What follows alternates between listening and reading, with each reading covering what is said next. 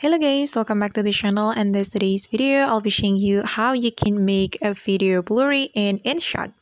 Alright guys, here I have created my project in InShot application, and the first thing we have to do if we want to make our video blurry is clicking on the filter option right here, and you're going to select the effect option, and on this effect option make sure that you select the style category. You can search for the category right here. You can scroll all the way to the right until you find the style category, this one.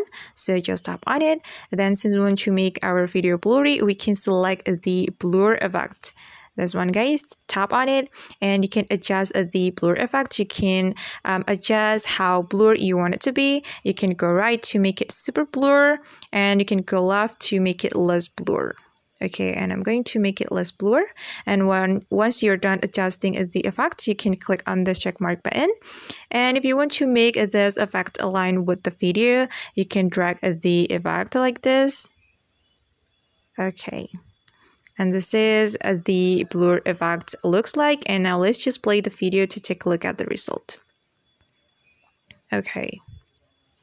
And alright guys, that's how we can make video blurry in InShot. I hope this tutorial will be helpful for you. Thank you so much for watching, and see you on the next tutorial.